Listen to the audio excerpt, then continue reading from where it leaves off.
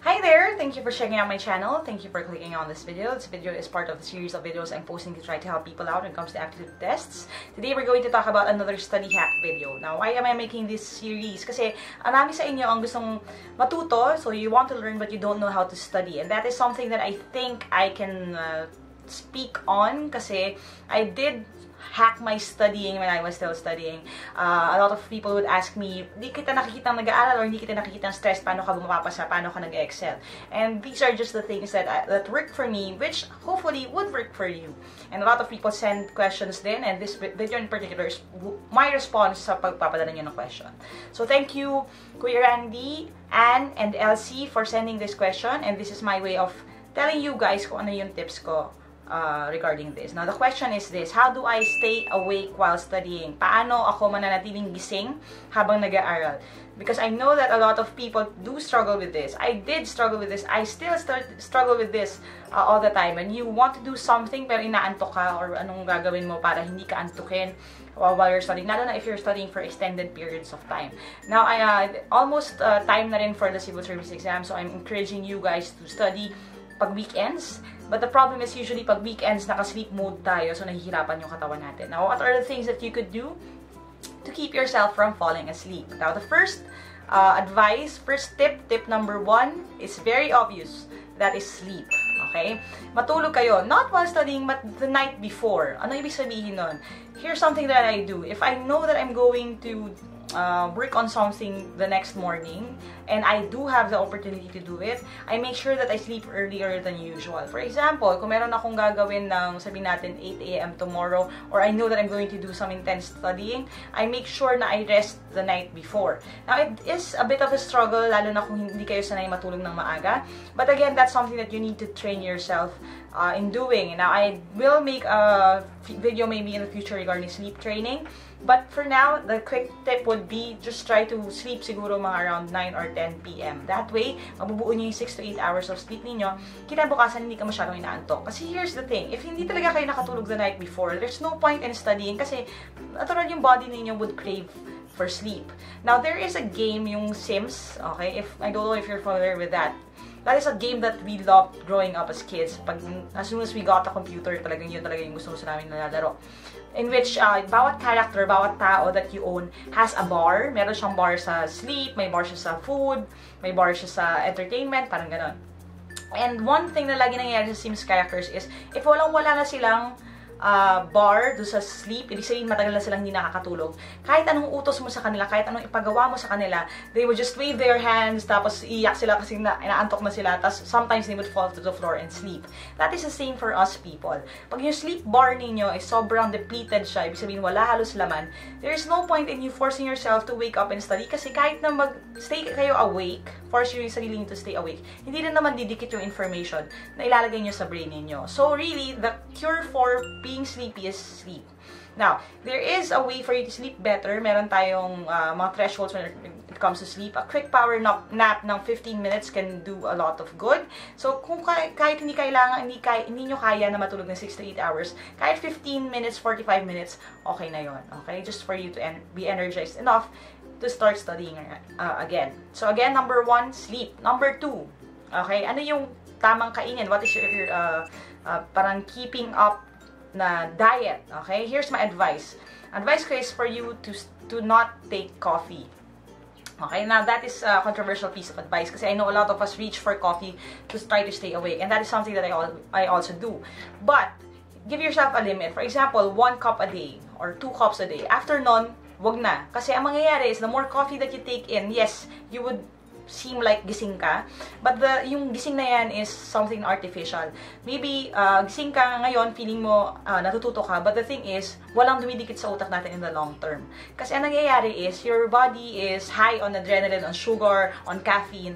So, naka-survival mode ka, medyo ganun. Alert ka, pero hindi nagsistick yung long-term memory ninyo. So, the best diet when it comes to to studying and trying to stay awake would be eat an apple, kasi mas maganda yung apple when it comes to energy, mas matagal yung release ng sugar niya, mas matagal kang magiging gising. Another thing kasi yung crunch and yung feeling na yun, yung sensation na yun, would also help you stay awake kasi you're chewing on something. Another thing or another piece of advice na maibibigay ko sa inyo is to take chocolates instead of coffee. Now, yung chocolates would be something like this, okay? I always keep this handy, no? Lagi ako meron ito, yung Meiji na dark chocolate. Again, hindi to product placement, hindi naman ako binabayaran to say this. But the reason why I have this kasi, pwede mo siyang gawing, kukunin nyo ng bar lang siya. So, kunyari, pag naantok na ako, I pop one bar sa mouth ko. Hindi naman kailangan ubusin yung entire thing. Actually, I've been with this, itong box na to for 2 weeks na yata. Hindi ko na uubos kasi pag inaantok lang ako, kakain ako ng chocolate. Isang bar. So, dark chocolate siya. Again, napag-usapan na rin naman natin yung nutrition last week. So, if you haven't seen that video, click nyo na lang. Hanapin nyo yung video na yon, yung mga food na maganda for your body. But chocolate is a better alternative kaysa sa coffee. That is my opinion and that is based on my experience. Now, the third tip would be this, okay? This is actually very important. You have to choose the proper lighting for your studying. Now, a lot of people react differently to different types of light. Basically, dahil sa conditioning natin, kasi kung ano yung nare-relate ng utak mo doon sa klase ng ilaw na yon. Now, some of my friends, they study under warm light. Ibig sabihin yung yellow light, alam niyo yun, yung kunyari sa lampshade, ganyan, yung yellow or orange light. Kasi they like it better daw, kasi it helps them focus, lalo na if they're memorizing. Some people naman like fluorescent light. Ibig sabihin yung bright white light na matingkad or yung LED light para maliwanag na maliwanag. That is how they study better. Now, ako personally, I study better pag daylight. Ibig sabihin, nasa may bintana ako, naaarawan yung papel.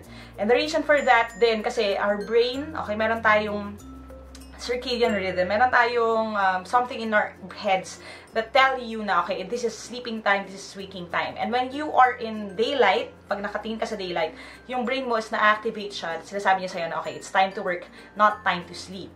And that is the reason why I recommend daylight instead. Now, I noticed kasi sa aking feeling, pagdating sa yellow light, alam niyo yung lampshade or yung desk lamp, pag ganong yellow light, naantok ako. Simply because siguro ang relationship sa akin nung ganong klaseng ilaw is hotels. Kasi usually sa hotels, diba, they have orange or yellow light. And pag yellow light, naantok ako. So, hindi yun nag-work for me. But for you, kung ano yung nag-work best for you, yun yung gamitin ninyo. Okay? So, bright lights will do the trick. Okay? That will keep you from falling asleep. Kasi kung medyo dim yung light ninyo, di ba, makakatulog at makakatulog ka. Kasi nga, ilaw pa lang, nagsasabi na sa katawan mo na, okay, sleeping time na. Okay? Another piece of advice na ibibigay ko sa inyo is this, okay? Don't study on your bed. Okay? And that is actually, again, maybe something na hindi nyo pa naririnig or something na naririnig nyo na. But I don't recommend that you study on your bed. Actually, I don't recommend that you do anything else except what should be done on the bed, which is sleeping on your bed. Now, the reason for that is this. Kasi, ang nangyayari is, yung katawan ninyo is trained siya, well-trained siya, that when you lie on bed, ibig sabihin sleeping time na. Now, pag pinorse mo yung sarili mo na mag-aral habang nasa bed ka, yung brain mo naguguluhan siya, ano ba talagang gusto mong gawin ko? Matulog or mag-aral? And a lot of you, nagkukwento rin sa akin, na when you study sa kama ninyo, alam niyo, nagbabasa ka, tapos maya-maya, inaantok ka na, maya-maya, tulog ka na, tapos matutulugan mo na lang. That is again, kasi yung body natin is programmed to sleep pag nasa bed na siya. Now, have you ever noticed yourself na ganun yung nangyayari sa katawan ninyo? Kunyari, pupunta ka sa isang mall, tapos nakita mo yung KFC. Sometimes, pagpasok mo pa lang sa KFC, naamoy mo pa lang yung food, gutom ka na kahit nakakakain mo lang. That is because our bodies are made like that. Meron tayong programming sa katawan natin. So, i-hack natin yung sistema ng body natin. We will tell ourselves na, okay, hindi to sleeping time, it's study time. So, hindi ako mag-aaral doon sa bed ko. Now, I maybe will cover something like that sa kung saan best mag-study, but that is my advice. Now, this will also help you in another way, which is when it comes to sleeping. Kasi ang nangyayari minsan, yung iba, ang problema, hindi magising, yung iba, ang problema, hindi naman makatulog. Now, one thing that works for me, and it's actually something that worked for for our best friend, si Mama Pao, who is in Australia working. Napag-usapan namin to when she came back. Na siya daw, okay, pag alam niya na pag nasa bed na siya, sleeping time na rin. So, hindi na problema siya ng insomnia kasi paghiga niya sa kama, natok na siya. And that is actually the same for me.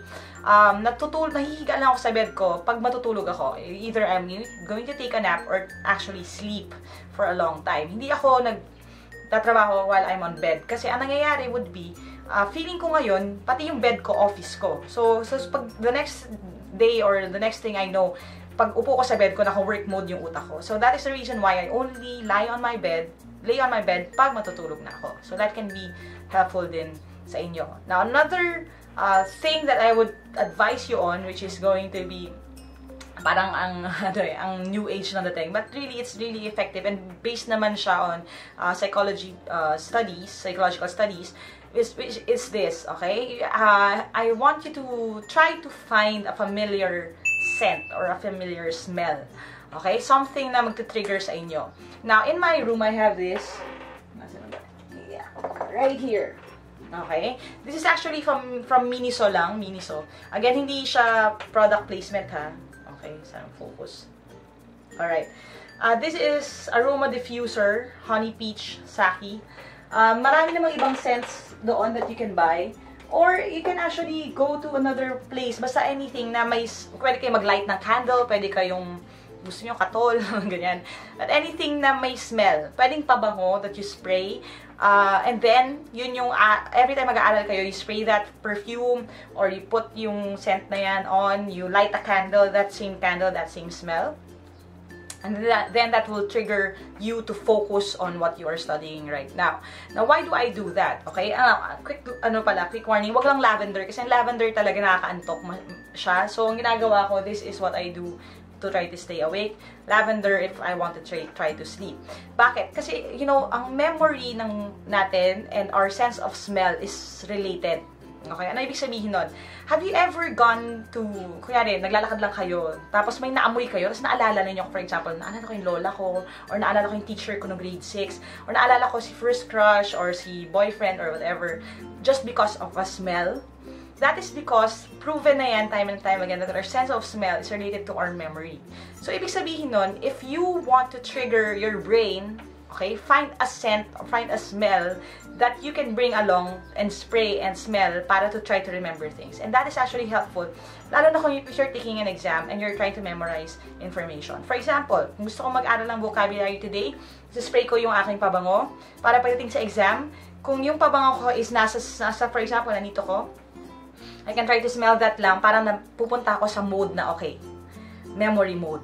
So I can retrieve that information quickly. So we are trying to program our brain, we're trying to hack your brain. That is the reason why I'm sharing all of these tips to you. Okay, so those are just some of the things that I'm going to share today. I hope those help you guys to try to stay awake during your next study session. And there are more of these coming up, so make sure that you click thumbs up if you like this video, share this with your friends, hit subscribe if you're watching this on YouTube, hit the bell icon to know as soon as a new video posts. There will be one more next Saturday, and there will be others regarding my tips sa math, language, and all of those things. So make sure that you are subscribed para malaman ninyo as soon as a new video posts. Also, if you're interested in attending one of the live review events, or if you want to get your packages or reviewers from me, you can go to www.facebook.com/Team Lyqa to know more about those, the schedules, the cost, and all the details. Thank you guys for watching, and that is how you hack your study time. I hope that will help you prepare better for your exam. Adja, kaya niyo yan. God bless, and I'll see you in my next video. Bye for now. Andiyan yung aso ko eh.